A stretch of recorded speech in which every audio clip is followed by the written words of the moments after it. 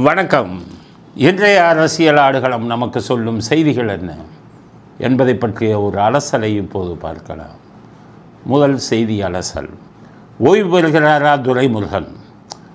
அதாவது இப்போ ஒரு விஷயம் எல்லா இடங்கள்லையும் பேசப்படும் விஷயம், துரைமுருகன் ஓய்வு பெறப்போகிறார் அரசியலிலிருந்து அப்படின்னு ஒரு விஷயம் வந்து அதில் என்ன சொல்கிறாருன்னா, அவனுடைய பையனுக்கு ஒரு பதவி கட்சியில், அவர் பொதுச் செயலாளராக இருக்கிறார்ல, அதனால் எனக்கு பையனுக்கு ஒரு முக்கிய பதவி கொடுக்கணும், காட்பாடி தொகுதியில் என்னுடைய மருமகளுக்கு எம்எல்ஏ கொடுக்கணும், அப்படி கொடுத்தா நான் இதை விட்டு அரசியலை விட்டு ஓய்வு பெறுகிறேன் அப்படின்னு ஒரு பேரம் பேசி கொண்டிருப்பதாக ஒரு செய்தி வந்திருக்கிறது. இந்த செய்தி உண்மையா அப்படின்னு பார்த்தீங்கன்னா, எப்போவுமே திராவிட தலைவர்கள் எல்லாம் பதவியை விட்டு தானாக போனதாக சரித்திரமே கிடையாது. இப்போ ஈவேரா என்ன பண்ணார், 96 97 வயசு வரை பேசிக்கிட்டே இருந்தார். 97 வயசு வரை மக்கள்கிட்ட நன்கொடை வாங்கிக்கிட்டே இருந்தார். அதனால் அவர் ஓய்வுங்கிறது அவர் வாழ்க்கையிலேயே இல்லாமல் போச்சு. அடுத்தது கருணாநிதி அவர்கள் 94 வயது வரை திமுகவின் தலைவராக இருந்தார். முதலமைச்சராக இருந்து பதவி இழந்த பிறகு தலைவராக இருந்து ஸ்டாலினை செயல் தலைவராக மட்டும்தான் வச்சார். அதனால் அவருக்கும் ஓய்வு அப்படிங்கிறது அவரும் எடுத்துக்கலாம். இவங்களுக்கெல்லாம் இறைவன் தான். இப்போ அண்ணாதுரைக்கெல்லாம் 60 வயசுக்கு முன்னாடியே இறைவன் ஓய்வு கொடுத்து விட்டான். எந்த திராவிட தலைவரும் பதவியை விட்டு கம்யூனிஸ்டுக்காரவங்க போவாங்க. ஜோதி பாசு எல்லாம் போனார், நான் ஓய்வு பெற்றுக் கொள்கிறேன் அப்படின்னு சொன்னார். பதவியில் இருக்கும் யாரும் ஓய்வு என்பதை பற்றி குறிப்பாக திராவிட இயக்கத்தில் இருப்பவர்கள் சிந்திக்க மாட்டார்கள். இப்போ பாஜகலாம் பார்த்திங்கன்னா, அவங்க 75 வயசுக்கு மேலே யாரும் இருக்கக்கூடாது, பதவியை அனுபவிக்கக்கூடாது, பதவியில் இருக்கக்கூடாதுன்னு ஒரு இது வச்சுருக்காங்க, பிரின்சிபல். பெரிய பெரிய தலைவர்கள்லாம் போயிட்டாங்க. இன்றைக்கி அத்வானி 96 வயசு ஆயிடுச்சு. ஆனால் அத்வானி என்ன பண்ணுறாரு, பதவியை விரும்பலை, அவர் முன்னாடியே ஓய்வு பெற்றுட்டார். அப்படித்தான் அது பாஜகவில் அது ஒரு கொள்கை இருக்கும். அது கொள்கையெல்லாம் திராவிட இயக்கங்களில் நம்ம பார்க்க முடியுமா? அதனால் இவர் துரைமுருகன் ஓய்வு பெறுவாராங்கிறது அது சும்மா ஒரு கட்டுக்கதை. சரி, ஓய்வு பெறுவதாக இருந்தால் இன்னமும் துணை முதலமைச்சர் யார் உங்களுக்கு இவர உதயநிதியை இந்திரன் சந்திரன்னு போடுறாரு. அப்போ ஓய்வு பெறுவராக இருந்தால் அவங்களெல்லாம் புகழணும்னு அவசியம் இல்லையே. பதவி வாங்குவதற்காக, பதவியில் இருப்பதற்காக தானே புகழ்கிறாரு. அதுவும் எப்படி புகழ்கிறாரு, உதயநிதி ராஜராஜ சோழன்டாங்கிற இந்த வீடியோ பாருங்க. இன்னும் உதயநிதி சொல்லுவேன், ராஜராஜ சோழன், ராஜேந்திர சோழன், ராஜராஜருக்கு பிறகு ராஜேந்திர சோழன்.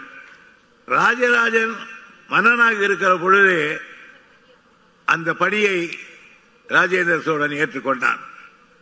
ஆனால் ராஜராஜருக்கு காந்தாலூர் சாலை வரையிலே சாலை ஆட்சி இருந்தது. ஆனால் அவருடைய மகன் ராஜேந்திரன் பர்மா வரையில் அல்ல, தாய்லாந்து வரையிலே தன் ஆட்சியை நிறுவி காட்டியவன். இன்றைக்கு எழுதி வைத்துக் கொள்ளுங்கள், உதயநிதி ஒரு நாள் ராஜேந்திர சோழனாக மாறுவார் என்பதை என்னுடைய அரசியல் கணக்கு. என் அரசியல் கணக்கு காரணம். ஆக உதயநிதியை ராஜராஜ சோழன் மாதிரி ஆழ்வாருன்னாரு. உதயநிதி தாய்லாந்து ராஜராஜ சோழன் இந்திய நாட்டை விட்டு வெளிநாடுகளெல்லாம் போய் வெற்றக்கூடியை நாட்டினார். தாய்லாந்திலெல்லாம் போய் வெற்றக்கூடியை நாட்டினார். அப்போ இந்தியாவில் மட்டுமல்ல, வெளிநாடுகளிலே கூட தன்னுடைய ஆட்சியை நிறுவிய ராஜராஜ சோழனை ஒரு துணை முதலமைச்சர் உதயநிதியோடு ஒப்பிடுறாருன்னா அதுக்குன்னு ஒரு இது வேணாமா? திமுகங்கிறது தமிழ்நாட்டை விட்டு தாண்டினதில்லை. தமிழ்நாட்டில் இந்தியாவில் இத்தனை மாநிலங்கள் இருக்குது. தமிழ்நாட்டை தவிர எந்த ஒரு மாநிலத்திலும் இவர்கள் ஆட்சி பொறுப்புக்கோ இல்லை ஒரு எம்எல்ஏ சீட்டோ ஜெயித்ததா வரலாறு இல்லை. அப்படி இருக்கும்போது உலக நாடுகள் பலவற்றில் தன்னுடைய ஆட்சியை நிறுவிய ராஜராஜ சோழனோடு உதயநிதியை ஒப்பீடு செய்கிறார் என்றால் துரைமுருகன் அவர் கட்சியை இதை விட்டு அரசியல் விட்டு ஓய்வு பெறுவராக இருந்தால் இந்த மாதிரி பேசுவாரா? அதுக்கு அடுத்தது பார்த்திங்கன்னா இன்னொரு விஷயம் சொல்கிறார், ஸ்டாலினை புகழ்கிறார். அவரை எப்படி புகழ்கிறாருன்னு கேட்டிங்கன்னா, கருணாநிதியை விட திறமையானவர்னு புகழ்கிறார். அது என்ன அப்படின்னு பார்த்திங்கன்னா, கருணாநிதி எதுவாக இருந்தாலும் இவர்கிட்ட கேட்டு தான் செய்வாராம். ஆனால் ஸ்டாலின் எதையுமே ரகசியமாக வச்சு அவரே செஞ்சிருக்காரு. அதில் கருணாநிதியை விட நிர்வாகத்திறமை அதிகம் மிக்கவர் அப்படின்னு சொல்கிறார். பாருங்கள் இந்த வீடியோ. நான் தலைவருக்கும் இவருக்கும் என்ன வித்தியாசம் என்றால், தலைவர் இப்படி செய்ய போறேன்னு சொல்லிடுவார் என்கிட்ட, இவரு மூச்சு விட மாட்டார். அதுக்கப்புறம் டக்குன்னு அது ஒரு ஆறு கொட்டார என் வாழ்க்கையிலேயே கூட போன மாதிரி நடந்தது.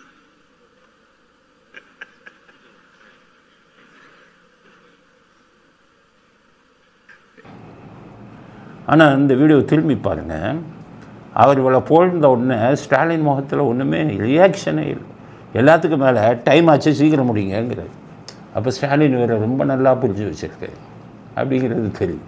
சரி, இவர் சொன்னார்ல, கருணாநிதி எல்லாத்தையும் என்கிட்ட சொல்லாமல் செய்ய மாட்டார், ஆனால் ஸ்டாலின் வந்து கருணாநிதி எல்லாத்தையும் என்கிட்ட சொல்லிட்டு செஞ்சுருவோம் தான் செய்வார், ஆனால் ஸ்டாலின் எதையுமே சொல்லாமல் செய்கிறார் அப்படின்னு சொல்கிறாரு. இந்த வார்த்தைக்கு நிறைய அர்த்தம் இருக்கு. அதாவது கருணாநிதி இவரை சொல்லிட்டு தான் செய்வாரா, அது உண்மையா அப்படிங்கிறது அரசியல் கதை, பழைய கதை. நீங்கள்லாம் தெரிஞ்சுக்கணும்ல. 2000 கிட்ஸ் இருக்கீங்க, இல்லை மற்றபடி 40-50 வயசு உள்ளவங்களும் இருக்கீங்க, இல்லை 60-70 வயசு இருந்தவங்களுக்கு கூட இந்த ரகசியம் இப்போ நான் சொல்கிற ரகசியம் தெரியாது. என்னென்னா, துரைமுருகன் சொல்கிறார், கருணாநிதி எல்லாவற்றையும் என்னிடம் கேட்டுவிட்டுத்தான் செய்வார், சொல்லிவிட்டுத்தான் செய்வார். அது உண்மையா அப்படின்னு பார்த்தீங்கன்னா அது உண்மை. எப்படின்னா, கருணாநிதி எப்போவுமே ரகசியங்களை காப்பாற்ற தெரியாதவர். எல்லாத்தையும் சொல்லிடுவார் கூட இருக்கிறவங்க. அவங்களுடைய ரைட் ஹேண்ட், வலது கை, இடது கைன்னு சில பேர் இருக்காங்க. அந்த வலது கை இடது கைகிட்ட சொல்லிடுவார். எதுக்கு உதாரணத்துக்கு சொல்கிறோம்னா, எம்ஜிஆர் ஆட்சிக்கு வரும்போது இதை நல்லா தெரிஞ்சு வச்சுருந்தார். அவர் உளவு பிரிவிட்ட சொன்னது என்னென்னா, கருணாநிதி ரகசியத்தை காக்க மாட்டார், கூட இருக்கிறவங்ககிட்ட ரொம்ப எல்லாத்தையும் உடைச்சிருவார், அவருடைய குணம் எனக்கு தெரியும். அதனால் உளவு பிரிவு ஐஜி அப்போது இருந்தார் மோகன்தாஸ், அவரிடம் எம்ஜிஆர் சொன்ன விஷயம், அவர் கூட இருக்காங்கல்ல, அவங்கள யாரையாச்சும் நீங்கள் கையில் போடுங்க, அவர் என்ன செய்ய போகிறாருங்கிறது நமக்கு முன்னாடியே தெரியும் அப்படிங்கிறத எம்ஜிஆர் வந்து உளவு பிரிவு ஐஜியாக இருந்த மோகன்தாஸிடம் சொன்னார். மோகன்தாஸ் அதற்கேற்றபடி அவருடைய வலது கை இடது கை யாக செயல்பட்ட ஒருவரை தனக்கு ஸ்பை ஆக்கிட்டார் மோகன்தாஸ். ஸ்பை எப்படி ஆக்குவாங்க அப்படின்னு கேட்டிங்கன்னா, இந்த பெரிய அரசியல்வாதிகள்லாம் இருக்காங்களே, இவங்கெல்லாம் போலீஸுக்கு பயப்படுவாங்க. போலீஸு தயவு வேணும். போலீஸுக்கு அப்பப்போ ரெக்கமெண்டேஷன் வருவான். அங்கேருந்து கட்சிக்காரன், ஐயா என்ன கைது பண்ண போகிறாங்க, காப்பாற்றுங்க அம்மா, உடனே அவங்க ஃபோன் பண்ணுவாங்க, சார் கொஞ்சம் பண்ணுங்க. அதில் உளவு பிரிவில் இருக்கிற மோகன்தாஸ் என்ன பண்ணுவார், உடனே செஞ்சு கொடுப்பார். செஞ்சு கொடுத்துட்டு அவங்கள என்ன பண்ணுவார், வாங்கலை ஆஃபீஸ் பக்கம் பேசலாம் அப்படிம்பார். இவங்க ஆஃபீஸ் பக்கம் வந்தால், நான் உங்களுக்கு வேண்டிய அர்த்தனை செஞ்சு கொடுக்குறேன், எனக்கு நீங்கள் சில ரகசிய தகவல்களை கொடுக்கணுன்னு அவங்கள கையில் போடுவார். அவங்கள ஸ்பை ஆக்கிடுவார். கருணாநிதி எல்லாத்தையும் போய் சொல்லிட்டு தானே செய்வார், துரைமுருகன் சொல்கிறபடி. அது மாதிரி ஒரு முக்கிய தலைவரையும் மோகன்தாஸ் ஸ்பை ஆக்கி வச்சுட்டார். அப்போ எம்ஜிஆர் ஆட்சிக்கு வந்தார் 77. அப்போது தான் அவர் எம்ஜிஆர் சொன்னார் மோகன்தாஸ்கிட்ட, அவர் கருணாநிதி அவர்கள் நிறைய தந்திரம் பண்ணுவார், நாளைக்கு சட்டசபையில் என்ன நடக்குதுன்னு எங்களுக்கே தெரியல, பார்த்திங்கன்னா வந்து குதிக்கிறாங்க, பெஞ்சில் ஏறுறாங்க, இதெல்லாம் பண்ணுறாங்க, இது எங்களுக்கு என்ன நடக்க போகுதுன்னு தெரியலை, அதனால் திட்டமிட முடியலை, அதனால் நாளை என்ன நடக்கும் அப்படிங்கிறத நீங்கள் வந்து அவர் கூட இருக்கிறவங்ககிட்ட இருந்து செய்தி எடுங்க அப்படின்னு சொல்லினார். அதை மோகன்தாஸ் கரெக்டாக செஞ்சார். எப்படின்னா, சட்டசபையில் நாளைக்கு என்ன பேசணும், எங்கே எப்படி எப்படி பண்ணணும், கலாட்டா பண்ணணும், சண்டை பண்ணணுங்கிறத முதல் நாளே திமுகவில் வந்து கருணாநிதி திட்டமிடுவார். அதை எல்லாத்தையும் திட்டமிட்டுட்டு இப்போ துரைமுருகன் கூட இருக்கிற எல்லாத்துக்கும் அதை சொல்லிடுவார். இவர்கள் மூலமாக அது மோகன்தாஸுக்கு செய்தி போய் எம்ஜிஆருக்கு அவர்கள் செய்தி சொல்லிடுவாங்க. நாளைக்கு இந்த எம்எல்ஏ குதிப்பார், நாளைக்கு இந்த எம்எல்ஏ இந்தென்ன கெட்ட வார்த்தைகளில் திட்டுவார், நாளைக்கு இந்த எம்எல்ஏ அன்றவரோட ஜட்டியோட டேபிள் ஏறி குதி, இது எல்லாம் எம்எல்ஏக்கள் நாளைக்கு திமுக எம்எல்ஏக்கள் என்னென்ன செய்வார்கள் என்று முன்கூட்டியே சொல்லிடுவார். அதுக்கு காரணம் கருணாநிதி அவர்கள் திட்டமிடுவார், அதை கூட இருக்கிறவங்கள்ட்ட வெளிப்படையாக சொல்லிடுவார். துரைமுருகன், இன்னும் ஒரு சில பேர் இருக்காங்க, அவங்க பேரை நான் சொல்ல விரும்பலை, காரணம் இப்போ ஸ்பையாக யார் இருந்தாங்கிறது தெரிஞ்சு போயிடும், அது மாதிரி தான் சொல்லுவோம். அதனால் கரெக்டாக என்ன பண்ணுவாருன்னு கேட்டிங்கன்னா, மோகன்தாஸுக்கு ஸ்பையாக இருந்த திமுக தலைவர் கரெக்டாக நைட்டு ஃபோன் பண்ணி, சார் நாளைக்கு என்னென்ன பண்ண போகிறாங்க, அவர் தலைவர் திட்டமிட்டுட்டாருன்னு சொல்லிடுவான். நைட்டே எம்ஜிஆருக்கு நியூஸ் ரிப்போர்ட் போயிடும், இன்டெலிஜென்ஸ் ரிப்போர்ட், உளவு பிரிவு ரிப்போர்ட் அவர் டேபிளுக்கு போயிடும். அவர் பார்ப்பார், ஓ என்னென்ன திட்டமான மாற்று திட்டத்தை அன்னைக்கு காலையில் மறுநாள் காலையில் 9:30 மணிக்கு அதிமுக எம்எல்ஏக்கள் கூட்டத்தை கூட்டிடுவோம். எப்போவுமே அசம்பிளி சட்டசபை நடக்குதுன்னா அதுக்கு சட்டசபைக்கு போகிறதுக்கு முன்னாடி அதிமுக எம்எல்ஏக்கள் அத்தனை பேரும் ராயப்பேட்டை அதிமுக அலுவலகத்துக்கு வந்து அங்கே கூட்டத்தில் கலந்துக்கிட்டு எம்ஜிஆர் அவர்கள் சொல்கிற விஷயத்தை கேட்டுட்டு தான் சட்டசபைக்கு போவாங்க. அது எம்ஜிஆருடைய உத்தரவு. அது ஏன் அப்படி வச்சுருந்தாருன்னா, அந்த கூட்டத்துக்கு வந்த உடனே எம்ஜிஆர் சொல்லுவார், இன்றைக்கி சட்டசபையில் என்னென்ன விஷயம் நடக்கும், இவங்க கத்துவாங்க, இவங்க அதற்கு நீங்கள் என்ன பண்ணணும், யார் என்ன பண்ணணும், எப்படி சமாளிக்கணும் அப்படிங்கிற ரகசியத்தை ரகசியமாக அவரிடம் சொல்லுவார் அதிமுக எம்எல்ஏக்களிடம். அவர்கள் அப்படியே போனால் எம்ஜிஆர் சொன்னது அங்கே அப்படியே நடக்கும். அதை உடனே சமாளிச்சுடுவாங்க. அவர் சொல்லுவார், திருப்பி யாரும் பேசாதீங்க, இந்த வார்த்தையில் திட்டுவார்கள், பேசாதீங்கன்னா எம்ஜிஆர் சொன்ன வார்த்தையில் அங்கே வந்து எம்எல்ஏக்கள் திட்டுவார். அது எப்படி அவங்களே தலைவருக்கு வந்து இவ்வளவு இது வந்ததுன்னா, எம்ஜிஆரின் ராஜதந்திரம். அவர் வந்து கருணாநிதி அவர்கள் ரகசியத்தை காப்பாற்ற மாட்டார். துரைமுருகன் சொன்னது போல் மற்ற கூட இருக்கிறவங்ககிட்ட சொல்லி விடுவார். அந்த விஷயம் இப்படித்தான் உளவுத்துறைக்கு போய் எம்ஜிஆருக்கு போனது. அதைத்தான் துரைமுருகன் இப்போது சொல்லி இருக்கிறார். அதனால் இப்போ ஸ்டாலினுக்கு வந்து இது தெரிஞ்சிருக்கும்னு நினைக்கிறேன். அவர் சொல்கிறார் பாருங்க, ஸ்டாலின் எதையும் வெளியில் சொல்லாமல் செய்து விடுகிறார். ஸ்டாலின் அவர்களுக்கு இது தெரிஞ்சிருக்கும்னு நினைக்கிறேன். ஏன்னு கேட்டிங்கன்னா, நான் ஏற்கனவே சொல்லியிருக்கேன், தொப்பி கதை, குரங்கு தொப்பி கதை. அதாவது ஒரு தொப்பி வியாபாரி, அவர் என்ன பண்ணார், தினமும் தொப்பியை விற்றுட்டு காலையில் போகிறவர் 1 மணி 1:30 மணி ஆகிட்டா ஒரு மரத்தடிக்கு போவார். சாப்பாடு சாப்பிட்றது, மரத்தடியில் போய் தொப்பிகளெல்லாம் கீழே வச்சுட்டு சாப்பாடு சாப்பிட்டு ஒரு 1/2 மணி நேரம் அசந்து தூங்கிட்டு அதுக்கப்புறம் தொப்பி எடுத்துகிட்டு போவார். இது வாடிக்கையாக இருந்தது. அப்புறம் ஒரு நாள் ஒரு மரத்தடியில் போய் உக்காந்தார். அந்த மரத்தில் வந்து நிறைய குரங்குகள் இருந்தது. சரின்னு வர சாப்பிட்டுட்டு அப்படியே படுத்தா எல்லா தொப்பியும் காணும். பார்த்தா மேலே இருக்கிற குரங்கு பூரா ஒவ்வொரு தொப்பியை எடுத்து தலையில் வச்சுட்டு மேலேயே நின்றுது. அதுக்கப்புறம் இந்த தொப்பியை பூரா எப்படி திரும்பி வாங்குறது அப்படின்னு அவருக்கு தெரியும். அதனால் என்ன பண்ணாருன்னா, ஒரு ஐடியா பண்ணார். ஒரே ஒரு தொப்பி இவர் கையில் வச்சுருந்தார். அதை எடுத்து இவரும் தலையை மாட்டினார், திருப்பி கலட்டினார். அப்படி எடுத்தார். குரங்குகளும் அதை பார்த்து திருப்பி எடுத்தது, திருப்பி மாட்டினார். குரங்குகளும் திருப்பி எடுத்தது, இது மாட்டுச்சு, எரிச்சு. குரங்குகள் இப்படியே பண்ணும்போது தலையில் போட்டிருந்த அந்த தொப்பிக்காருக்கு அடுத்த கொஞ்ச நேரத்தில் தூக்கி எறிந்தார். மேலே இருக்கிற அத்தனை குரங்கு அந்த தொப்பியை தூக்கி எறிஞ்சது. எல்லா தொப்பியும் எடுத்துகிட்டு சிரித்து விட்டு போனார். அப்போ பையன்ட்ட அவர் சாகும்போது சொன்னார், பையன்ட்ட நீயும் தொப்பி வையே, ஆனால் தொப்பியின் ரகசியம் நிறையா இருக்குது. அதில் என்ன ரகசியம்னா, குரங்குகள் நீ போய் சாப்பிட்டனா குரங்குகள் என்ன பண்ணும், உன் தொப்பியை வந்து தூக்கிட்டு போயிடும், அது கீழே போடாது. அப்போ நான் சொன்னபடி தொப்பியை தூக்கி கீழே போடுறதுக்கு நீ மாட்டிட்டு கீழே தூக்கி போடு, தொப்பியை அதுங்க கீழே போட்டுருன்னு சொல்லிவிட்டு சத்தார். பையன் தொப்பி அடுத்து பார்த்திங்கன்னா தொப்பியை வந்து வைக்க ஆரம்பித்தார். இதே மாதிரி மரத்துக்கு கீழே போனார். மரத்துக்கு கீழே போனோடனே அந்த பையன் வந்து சாப்பிட்டுட்டு தூங்கினார். குரங்கு பூரா தொப்பியை தூக்கி வச்சிச்சு. அப்பா சொன்னபடி தொப்பியை தலையில் வச்சு கீழே தூக்கி போட்டால் எந்த குரங்கும் தொப்பியை கழட்டவே. அவருக்கு ஒன்றும் புரியல. நம்ம அப்பா சொன்னார், குரங்குகள்லாம் தூக்கி போட்டுருங்க அப்படின்ட்டு யோசித்தார். அப்போ ஒரு குரங்கு பார்த்து சொல்லிச்சு, உனக்கு மட்டும்தான் அப்பா இருக்காரா, எங்களுக்கும் அப்பா இருந்தார். உனக்கு ரகசியத்தை சொன்ன மாதிரி எங்களுக்கும் ரகசியத்தை சொன்னார். நாங்கள் ஏமாந்து தொப்பியை தூக்கி போட மாட்டோம் அப்படின்னு சொல்கிறோம். அது மாதிரி கருணாநிதி அவர்கள் போகும்போது ரகசியத்தை ஸ்டாலினிடம் சொல்லி இருப்பார். என்னென்னா, நான் வந்து கூட இருக்கிறவங்களெல்லாம் நம்பி நான் நாளைக்கு என்ன செய்ய போகிறேங்கிற ரகசியத்தை கூட இருக்கிறவங்ககிட்ட பகிர்ந்து கொண்டேன்.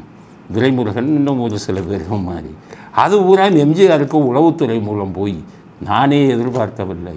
என் கூட இருந்தவங்கெல்லாம் ஸ்பை வேலை பார்த்துருக்காங்க. அதனால் என்னுடைய ராஜதந்திரம் தோற்று போய்விட்டது. இனிமேல் நீ எந்த விஷயமாக இருந்தாலும் கூட இருக்கிறவங்க யாரையும் நம்பாத, கூட இருக்கிறவங்ககிட்ட கூட சொல்லாதுன்னு தொப்பிக்காரர் சொன்ன மாதிரி சொல்லிட்டு போயிட்டாருன்னு நினைக்கிறேன். அதனால தான் ஸ்டாலின் வந்து யார்கிட்டையுமே சொல்லாமல் துரைமுருகன் சொன்னபடி அவரே ரகசியமாக வைத்து செய்து விடுகிறார். அதுக்காகத்தான் இப்போ வந்து அதை பாராட்டுறாரு. பாராட்டினா அது அவர் முகத்தில் ஒரு ரியாக்ஷன் இருக்கும். ராஜராஜ சோழன்னு சொல்லும்போது உதயநிதி முகத்திலையும் எந்த ரியாக்ஷனும் இல்லை. அவர் ஸ்டாலின் அவர்களை பாராட்டும் போதும் அவர் முகத்திலேயே ரியாக்ஷன் இல்லை. அதுக்கு பதிலாக டைம் ஆச்சு சீக்கிரம் முடிங்கன்னு சைகை காட்டுகிறார். அப்படின்னா துரைமுருகனை ஸ்டாலினும் சரி அவர் குடும்பத்தில் இருப்பவர்களும் சரி இன்னும் நம்பவில்லை. அதனால் துரைமுருகனின் அரசியல் வாழ்க்கை விரைவில் முடிந்துவிடும் அப்படிங்கிறது தான் இந்த பிரச்சனையில் நம்முடைய கருத்து. அப்பாவுக்கு பதில் அண்ணா, அண்ணானா அண்ணன். முதலமைச்சர் ஸ்டாலின் சொல்கிறார், முன்னாடி சொன்னார் எல்லோரும் என்னை அப்பான்னு அழைக்கிறாங்க, எல்லோரும் என்னை அப்பான்னு அழைக்கிறாங்க. அதெல்லாம் நம்ம சொன்னோம், கருத்தெல்லாம் சொன்னோம், கிண்டல் அடித்தோம். இப்போ இன்றைக்கி என்ன சொல்கிறாரு, பெண்கள் எல்லாம் என்னை அண்ணா என்று அழைக்கிறார்கள், அண்ணன்கள் அழைக்கிறாங்க. எப்படி ஏன் அண்ணன் அழைக்கிறாங்களான்னா அவர் சொல்கிறாரு, மாதம் மாதம் நான் 1000 ரூபா உரிமை தொகை கொடுக்குறேன்ல, அதை தமிழ்நாட்டில் இருக்கும் அத்தனை பெண்களும் அண்ணனின் சீர் அப்படின்னு சொல்கிறாங்க. ஸ்டாலின் அவர்கள் கொடுக்குற அண்ணனின் சீர் அப்படின்னு இந்த 1000 ரூபா கொடுக்குறத தமிழ்நாட்டில் இருக்கிற அத்தனை பெண்களும் சொல்கிறாங்க. ஆக அப்பா இப்போது அண்ணனாக மாறிவிட்டது. அப்போ ஏன் அந்த அண்ணனின் சீர்னு சொல்கிறேன்? அண்ணனின் சீர்னால் அதுக்கு பெரிய இது இருக்குது கிராமங்களில், அதை நீங்கள் தெரிஞ்சுக்கணும். இவர் சொல்கிற அண்ணனின் சீர் இருக்க அது எப்படின்னா, அண்ணனின் சீர் கிராமங்களில் ரொம்ப மிக அதிகமாக இருந்தது. வெட்டு கொலை எல்லாம் நடக்கும். அந்த காலத்தில் பெண்களுக்கு சொத்து உரிமை கிடையாது. அதனால் பெண்கள் கல்யாணம் பண்ணி போகும்போது சொத்துக்கள்லாம் இல்லாமல் போவாங்க புகுந்த வீட்டு. ஆனால் அந்த சொத்துக்கு இடையான பணத்தை எப்போ கேட்பாங்க தெரியுமா? எதிர்பார்ப்பாங்க. அந்த பெண்ணுக்கு ஒரு பெண் குழந்தை பிறந்து அந்த பெண் வயசுக்கு வரும்போது தாய் மாமன் சீர், அந்த பெண்ணுக்கு அண்ணன் வீட்டிலேருந்து வர்ற சீர், அந்த குழந்தைக்கு தாய் மாமன் சீர், இதுக்காக வெட்டு கொலை எல்லாம் நடக்கும் கிராமத்தில். லட்சக்கணக்கில் செய்யணும் அண்ணனின் சீர். ஏன்னா அண்ணனுக்கு எல்லா சொத்தும் போயிடுச்சு. பெண்ணு வெறுங்கையாமல் புகுந்த வீட்டுக்கு வந்துட்டா. எனக்கு சொத்துக்கு இணையான பணத்தை அண்ணனின் சீராக நீ செய்ய வேண்டும். பொண்ணுங்க சண்டைக்கு போவாங்க. எதில் வரும்? 1000 வரும். மாதம் மாதம் கொடுக்குற 1000 ரூபாயாது லட்சக்கணக்கான ரூபாய் சொத்தை வித்தாவது அண்ணன் கொடுக்கணும். அதுக்கு பேர் தான் அண்ணன் சீர்னு பேர். அந்த குழந்தைக்கு தாய்மாமன் சீர்னு பேர். அதைத்தான் இப்போ ஸ்டாலின் சொல்கிறாரு. 1000 ரூபா கொடுத்துறதுனால பெண்கள் எல்லாம் அண்ணனின் சீர்னு சொல்கிறாங்க அப்படின்னு சொல்லு. அந்த சீருக்கு இந்த சீரையும் ஒப்பிட முடியுமா? இது அண்ணனின் சீர்னு சொல்லுவாங்களா? 1000 ரூபா மாதம் அண்ணனின் சீர் லட்சக்கணக்கில் வரும். அதோடு இதை ஒப்பிடுவதே சரியில்லாத விஷயம். ஒப்பிட முடியாது. ரெண்டாவது, தாய் மாமன் சீர் அண்ணனின் சீர் இருக்க சொந்த பணத்திலேருந்து கொடுப்பாங்க, சொத்துக்களை விற்று கொடுப்பாங்க. அதுதான் அண்ணனின் சீர், அதுதான் தாய் மாமனின் சீர். மக்கள் வரி பணத்தை அரசாங்க பணத்திலிருந்து மாதம் 1000 ரூபாய் கொடுத்தால் அதுக்கு அண்ணனின் சீர்னு சொல்லக்கூடாது. அது அரசாங்கத்தின் சீர், பொதுமக்களின் சீர். பொதுமக்களின் வரி பணம் இன்றைக்கு இருக்கக்கூடிய இல்லத்தரசிகளுக்கு சீராக கொடுக்கப்படுகிறதுன்னு சொல்லலாமே ஒழிய அதற்கு சொந்தம் கொண்டாடி அண்ணனின் சீர் என்று சொல்கிறார்கள் என்பது ஒப்பீடே தவறு அப்படிங்கிறத முதலமைச்சர் ஸ்டாலின் அவர்களுக்கு நாங்கள் பதிலாக சொல்ல விரும்புகிறோம். அடுத்தது, தமிழ்நாடு டிஜிபி போஸ்ட்டு இன்னும் காலியாக இருக்குது. இன்சார்ஜ்னு போட்டாங்க, பொறுப்பு டிஜிபி தான் இருக்கார். இது நாள் வரை தமிழ்நாட்டு சரித்திரத்தில் இந்த பொறுப்பு டிஜிபியிலேயே இது போனது இல்லை. ஒரு சில விஷயங்கள் நடந்தது, அதிமுக ஆட்சியில் ஜெயலலிதா அவர்கள் இருக்கும்போது நடந்தது. ஆனால் இந்த அளவுக்கு மோசமாக நடக்கலாம். ஏன்னு கேட்டிங்கன்னா, டிஜிபி பதவி பணிமூப்பின் அடிப்படையில் உள்ளவர்களுக்கு 3 பேரில் ஒருத்தருக்கு தான் கொடுக்கணும். உச்சநீதிமன்றம் கட்டளை. சீனியாரிட்டியில் பணிமூப்பில் வரிசையாக 1, 2, 3 அதில் நீங்கள் யாரை வேணாலும் தேர்ந்தெடுக்கலாம் அப்படின்னு தான் சொன்னாங்க. 1, 2, 3ல் இப்போ நல்ல அதிகாரிகள் இருக்காங்க. சீமா அகர்வால், சந்தீப் ராத்தோர், ராஜீவ் குமார், இவங்க தான் பணிமூப்பு.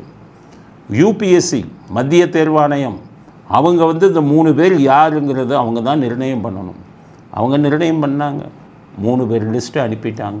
ஆனால் தமிழ்நாடு அரசு போட மாட்டேங்கிறாங்க. அவங்க என்ன சொல்கிறாங்க, மத்திய தீர்ப்பாணையத்துக்கு பதில் அனுப்புகிறாங்க. 5 பேரை அனுப்புங்க நீங்கள் லிஸ்ட்டு. மத்திய தீர்ப்பாணையம் சொல்லிட்டாங்க, சுப்ரீம் கோர்ட்டு 3 பேர் தான் அனுப்புன்னு சொல்லியிருக்காங்க. சுப்ரீம் கோர்ட்டு உத்தரவுப்படி நாங்கள் 3 தான் அனுப்புவோம். இல்லை, எங்களுக்கு 5 வேண்டும். ஏன் அப்போ இந்த 3 பேர் என்னாச்சு? அவர்கள் மீது குற்றச்சாட்டு இருக்கிறது. குற்றச்சாட்டு நாங்கள் பட்டியல் போடும்போது இல்லையே, நாங்கள் இப்போ போட்டோம் குற்றச்சாட்டு. அந்த 3 பேருக்கும் கொடுக்க முடியாது அப்படின்ட்டான். ஏற்கனவே முன்னாடி அந்த 3 பேர் லிஸ்ட்டே இவங்க அனுப்ப சொல்லி மத்திய அரசாங்கத்துக்கு ஒன்றுமே எழுதாமல் இருந்தாங்க. அப்போது நான் உள்பட ஒரு சில பேர் வழங்க மாட்டோம். உச்சநீதிமன்றத்தில் என்ன சொன்னாங்க, நாங்கள் போட்டுக்கிறோம்னாங்க. அதனால் உச்சநீதிமன்றம் அங்கே வழக்கை உங்கள் வழக்கு தேவையில்லை அவங்களே போடுறேன்ட்டாங்க அப்படின்னு சொல்லி இப்போ மறுபடியும் 3 பேர் வந்ததுக்கப்புறமும் அந்த லிஸ்ட்டை போடாமல் வச்சுருக்காங்க. பல பேர் இப்போ கேஸ் போட்டு உச்சநீதிமன்ற அவமதிப்புன்னு நம்ம கிஷோர் சாமியும் கூட அதில் ஒரு வழக்கை போட்டிருக்கார். இப்போ இந்த வழக்கில் 3 வாரத்தில் பதில் கொடுங்கன்னு உச்சநீதிமன்றம் சொல்லி அப்படியும் கிடையாது. பாவம் 32 வருடம் 33 வருடம் காவல்துறையிலே ஐபிஎஸ்ஸில் பணியை செஞ்சுட்டு தங்களுடைய கனவான டிஜிபி பதவிக்கு நமக்கு கிடைக்குமான்னு சொல்லி பணியில் மூத்த அதிகாரிகள் ஏங்கி கொண்டிருக்கும்போது அவர்களுக்கு உரிய காரணம் இல்லாமல் நீங்கள் எனக்கு வேண்டியவர் கிடையாது, வேண்டியவருக்குத்தான் பதவி என்று சொன்னால் இதை விட இது என்ன இருக்குது? நியாயங்கிறது ஒன்றும் இல்லையா? நான் காவல்துறையில் இருக்கும்போது சப் இன்ஸ்பெக்டர்லேருந்து பார்த்துருக்கேன், கான்ஸ்டபிள் கிரேடு 2லேருந்து பார்த்துருக்கேன். பணிமூப்பில் தான் ப்ரமோஷன், அந்த சீனியாரிட்டி படி தான் ப்ரமோஷன். ஆனால் டிஜிபி பதவியில் இருக்கிறவங்க என்ன தப்பு பண்ணாங்க, என்ன பாவம் பண்ணாங்க? அவங்களுக்கு மட்டும் பணிமூப்புங்கிறது இல்லையா? அரசியல்வாதிகளுக்கு வேண்டியவங்களை தான் போடுவேன்னு சொன்னால் அவர்களுடைய மனநிலை எப்படி இருக்கும்? அதனால தான் சொல்கிறேன், இப்போவே பார்த்திங்கன்னா சட்டம் ஒழுங்கு சரியில்லாமல் இருக்குதுன்னு சொல்லி எதிர்க்கட்சிகள்லாம் குற்றச்சாட்டு பண்ணுறாங்க. சமீபத்தில் கூட கோயம்புத்தூரில் ஒரு பாலியல் பலாத்காரம், அன்றைக்கி பொள்ளாச்சியில் பாலியல் பலாத்காரம் நடக்கும்போது நீங்கள் என்ன சொன்னீங்க? பொள்ளாச்சி பாலியல் பலாத்காரத்தை என்ன சொன்னீங்க? சட்டம் ஒழுங்கு கெட்டு விட்டது, சிபிஐக்கு போகணுன்னு வழக்கை போட்டு சிபிஐக்கு மாற்றினீங்கல்ல. இன்றைக்கி இந்த வழக்கை சிபிஐக்கு ஏன் மாற்றலை கோயம்புத்தூருக்கு? அப்போ எவ்வளவு பாலியல் பலாத்காரங்கள் உங்கள் இதில் நடந்துக்கிட்டு இருக்குது, அதுக்கு என்ன நடவடிக்கை? சட்டம் ஒழுங்கு சரியாக இல்லைன்னு எதிர்க்கட்சிகள் சொன்னது சிந்திக்க வேண்டிய ஒன்று தானே. அதுக்கு அப்போ இதில் பார்த்திங்கன்னா சமீபத்தில் அந்த சார் என்னாச்சு, கிண்டி என்ஜினியரிங் கல்லூரி வளாகத்தில் நடந்த அந்த சார் யாருன்னு கடைசிவரை தெரியலையே. இப்படி எத்தனை பாலியல் பலாத்காரங்கள் உங்கள் இதில் நடக்கும், அது நீங்கள் கண்டுக்காமல் இருக்கலாமா? சிறையில் என்னை பார்க்க வந்திருந்தாங்க, ஏர்போர்ட் மூர்த்தி வந்திருந்தார், அவர் கூட இன்னொருத்தரும் வந்திருந்தார். அவர் என்கிட்ட ஐயான்னு ரொம்ப நல்லா பேசினார். நான் அவரை பார்த்து பேசிக்கிட்டே இருக்கும்போது கொஞ்ச நேரம் கழிச்சு, உங்களை எங்கேயோ பார்த்துருக்கனே, நீங்கள் இவ்வளோ என்கிட்ட பரிவாக பேசுகிறீங்களா, உங்களை எங்கேயோ பார்த்துருக்கனே, பார்த்த முகமாக இருக்க அப்படின்னு கேட்கும்போது அவர் சொன்னார், என்னை தெரியலையா உங்களுக்கு, நான் தான் ஞானசேகரன், அண்ணா பல்கலைக்கழகத்தில் பாலியல் பலாத்காரத்துக்கு குற்றம் சாட்டப்பட்டு 20 வருடம் ஆயுள் தண்டனை கிடைச்ச ஞானசேகரன் நான் தான். என்னால் நம்பவே முடியலை. 20 வருஷம் ஆயுள் தண்டனை கிடைச்சா மனசு உடஞ்சி போயிடுவாங்களே, வருங்கால வாழ்க்கை என்ன ஆகும்னு அப்படியே இதில் இருப்பாங்களே. ஆனால் தெளிவாக இருக்கிறார் ஞானசேகரன். அப்போது தான் நான் கேட்டேன், இது இப்போ நீங்கள் என்கிட்ட பேசுகிறது வெளியில் போகாது, உண்மையை சொல்லுங்கள், நடந்தது என்ன, அந்த சார் யாருன்னு கேட்டேன். ஆனால் அதற்கு ஞானசேகரன் மழுப்பலாக தான் பதில் சொன்னார். நான் அப்போ கூட கேட்டேன், அந்த பெண் நீங்கள் இடையில ஃபோன் பண்ணாங்கன்னு சொன்னாங்க, ஆனால் எல்லாருமே இல்லை, அது ஏர்ப்ளேன் மோடில் இருந்தது, நீங்கள் உங்களுக்கு அவருக்கு ஃபோன் வந்திருக்க வாய்ப்பில்லைன்னு அதிகாரிகள்லாம் சொல்கிறாங்களே, உண்மையா, ஃபோன் வந்ததா இல்லையா அப்படின்னு கேட்டேன். அதுக்கு ஞானசேகரன் வரலை என்ன, இல்லை நீ ஏரோப்ளேன் மோடில் இருந்தாலும் வாட்ஸ்அப் கால் பண்ண முடியும்னு நானே டெமான்ஸ்ட்ரேட் பண்ணி வீடியோலாம் போட்டேன் அப்படின்னு சொன்னேன்.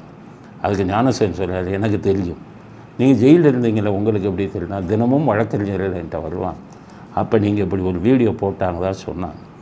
ஆனால் எந்த காலம் வரவில்லை, அந்த சாரை பற்றிய விஷயங்கள் எதுவும் அவர் வெளிப்படையாக சொல்ல மறுக்கிறார்.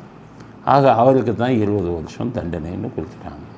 இப்போ மற்ற இதில் அதையும் என்ன பண்ணீங்க, அதை கொஞ்ச நாள் வச்சுருந்தா ரகசியங்கள் வெளியில் விடணும்னு 6 மாதத்துக்குள்ளே தண்டனை வாங்கி கொடுத்துட்டீங்க. அதுக்கப்புறம் எந்த வழக்குக்காச்சும் 3 மாதம் 6 மாதத்தில் தீர்ப்பு வந்திருக்கா? அது எதையோ மறைக்கிறீர்கள். இப்போ பார்த்தீங்கன்னா உங்களுக்கு ஆம்ஸ்டாங் கொலை வழக்கு சிபிஐக்கு போயிடுச்சு. அப்போ எந்த கொலை வழக்கும் சரி, எந்த பாலியல் பலாத்காரமும் சரி நேர்மையான முறையில் நடைபெறவில்லையே. ஒருவேளை நல்ல திறமையான டிஜிபியை நீங்கள் போட்டு விட்டால் இதெல்லாம் நேர்மையாக நடக்க வாய்ப்பு இருக்கிறது அல்லவா?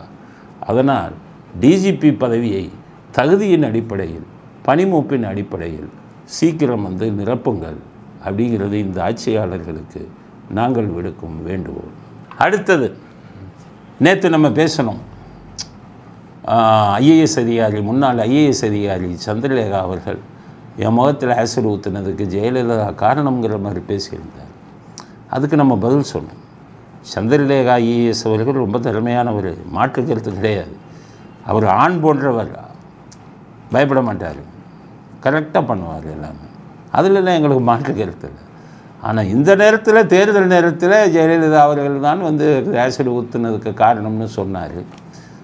ஒரு 2 வருஷத்துக்கு முன்னாடி தந்தி டிவியில் அவர் காரணம் இல்லைன்னு சொன்னார். அதனால் தேர்தலுக்காக சந்திரலேகா அவர்களை பயன்படுத்துகிறார்களோங்கிற நினைப்பில் தான் நாங்கள் மாற்று கருத்தை சொன்னோம். என்னன்னு கேட்டிங்கன்னா, இல்லை இவர் சொல்வது தவறு அப்படி. இதுக்கிடையில் யூடியூப்பில் சில பேர் பேசியிருக்காங்க, பார்த்தேன். அதில் சுல்லா அப்படிங்கிற குற்றவாளி ஜெயலலிதா அவர்கள் தான் நம்ம ஆசிட் ஊற்ற சொன்னாங்கன்னு வாக்குமூலம் கொடுத்தாங்க கோர்ட்லன்னு ஒரு பொய்யான தவறான தகவலை சொல்லியிருக்காங்க.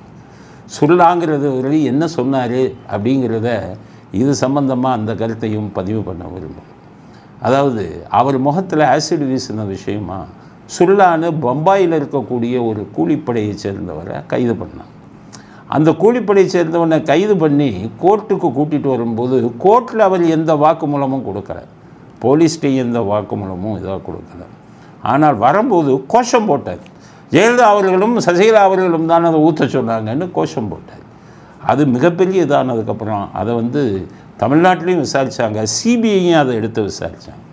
எடுத்து விசாரிக்கும் போது சுல்லா பொய்யான தகவலை சொல்கிறான், வேணும்னு சொல்கிறான் அப்படிங்கிற முடிவுக்குத்தான் அது வந்தார். அதனால் ஜெயலலிதா அவர்களுக்கு நான் சாதகமாக பேசுகிறேங்கிறது நிச்சயம் கிடையாது. உண்மை இதுதான். அன்னைக்கு நடந்ததில் ஜெயலலிதா அவர்களுக்கு அதில் சம்பந்தம் இருப்பதாக எந்த ஆதாரமும் கிடைக்கவில்லை. அதை சந்திரலேகா அவர்களே ஒரு பேட்டியில் சொல்லியிருந்தார். தந்தி டிவியில் அந்த வீடியோ ஒன்று இருக்குது. அதனால் தான் நம்ம என்ன சொன்னோம், அதுக்கு மாற்று கருத்தை சொன்னோம். அதனால் இதுதான் உண்மை. இந்த விஷயத்தில் ஒரு விளக்கத்தை கொடுக்க வேண்டியது நம்முடைய கடமை. காரணம், உண்மையை உங்களுக்கு சொல்ல வேண்டும். உண்மையைத்தான் சொல்லி கொண்டிருக்கிறோம். இன்றைக்கி போகும்போது ஒருத்தர் சொன்னார், என்னை பார்த்தார், அவரும் யூடியூப்பில் பிரபலமானவர். அப்புறம் பார்த்துட்டு என்ன கேட்டார், யாரும் நம்ப மாட்டேங்கிறாங்க சார் அப்படின்னு. என்ன நம்ப மாட்டேங்கிறீங்க? நீங்கள் வாடகை வீட்டில் இருக்கிறதே யாரும் நம்ப மாட்டேங்கிறாங்க. எங்கள் வீட்டுக்கு வாங்க, ஹவுஸ் ஓனர்கிட்ட நான் உங்களே கூட்டிகிட்டு போகிறேன். சென்னையில் எனக்கு எங்கேயாச்சும் வீடு இருக்கான்னு நீங்களே பத்திர ஆஃபீஸிலே செக் பண்ணுங்கள். உண்மை இதுதான். இல்லை சார், யூடியூப்பில் பேசுகிறவங்கெல்லாம் மீடியாவில் இருக்கிற பல பேர் கோடீஸ்வரராக மாறிட்டாங்க, பத்திரிக்கை மீடியாவில் இருக்கிற பல பேருக்கு கோடீஸ்வரங்களாக மாறியிருக்காங்க அப்படின்னு நிறைய பேருக்கு அதை சொன்னாங்க. அவர்கள் மீடியாவை பத்திரிகை துறையை விட்டுருக்கலாம், மீடியாவை விற்றுருக்கலாம். நான் இதுவரை அப்படி மீடியாவை விற்றதில்லை. யாரும் என்கிட்டையும் பேரம் பேசவும் இல்லை, பேரம் பேசினவங்ககிட்ட பேரம் பேசலை, யார்கிட்டையும் நான் இதுவரை பணம் வாங்கலை. மீடியாவை மனசாட்சியுடன் தான் நடத்தி கொண்டிருக்கிறேன் அப்படிங்கிறத அவர்கிட்ட சொன்னேன். எனக்கு போலீஸ் டிபார்ட்மெண்ட்டை விட்டு நான் வெளியில் வரும்போது எனக்கு காரு கூட இல்லை. அப்போ காவல்துறையில் இருக்கிறவங்கெல்லாம் ரொம்ப வருத்தப்பட்டாங்க, காரு கூட சார் இல்லாமல் இருக்கார் அப்படின்ட்டு. எல்லாருமே பணம் போட்டு 5 லட்சம் ரூபா கலெக்ஷன் அவங்களே எனக்கு ஒரு கார் வாங்கி கொடுத்தாங்க. நான் ஓட்டின காரே என்னுடைய இதில் பரிசாக வந்த காரு தான் ஒன்று. இன்றைக்கி கார் வச்சுருக்கிறது சொந்த உழைப்பில், வழக்கறிஞராக நான் சொந்த உழைப்பில் நேர் வழியில் சம்பாதித்துத்தான் காரை வாங்கி இருக்கிறேன். ஒரு ஆஃபீஸ் இப்போ நான் ஒரு ஆஃபீஸ் வாங்குறது கூட என்னுடைய பெண், அமெரிக்காவில் இருக்கும் என்னுடைய பெண் லோன் போட்டு எனக்கு வாங்கி கொடுக்குறாங்க. அதனால் தவறான முறையிலோ குறுக்கு வழியிலோ நாங்கள் இதுவரை மீடியாலையும் சம்பாதிக்கலை, காவல்துறையிலும் சம்பாதிக்கலை. இதுதான் உண்மை. அதனால் எதையும் வியாபாரமாக்குவது அப்படிங்கிறது எங்களுக்கு என்னை பிடிச்சி ஜெயிலில் போட்டாங்கன்னா அது உங்களுக்கு தாங்க. தப்பு பண்ணாதவனை பிடிச்சி கோடிக்கணக்கில் கொள்ளையடிக்கிற அரசியல்வாதியெல்லாம் ஜெயிலுக்கு போகாமல், ஒரு தப்பும் பண்ணாமல் நேர்மையாக இருக்கிறவங்கள ஜெயிலுக்கு போட்டாங்கன்னா அதனுடைய பாவத்தின் சம்பளத்தை எல்லோரும் கூடிய சீக்கிரம் என்னை யார் அனுப்புனாங்களோ அவர்களெல்லாம் கூடிய சீக்கிரம் அந்த பாவத்துக்குரிய சம்பளத்தை நிச்சயம் பெறுவார்கள். இறை சக்தி மேல் எனக்கு நம்பிக்கை இருக்கிறது என்பதை இறுதி கருத்தாக பதிவு செய்ய விரும்புகிறேன். இத்துடன் இன்றைய அரசியல் ஆடுகளம் நிறைவு பெறுகிறது. மீண்டும் நாளை புதிய செய்திகளுடன் உங்களை சந்திக்கிறோம். நன்றி, வணக்கம், ஜெயஹிந்த்.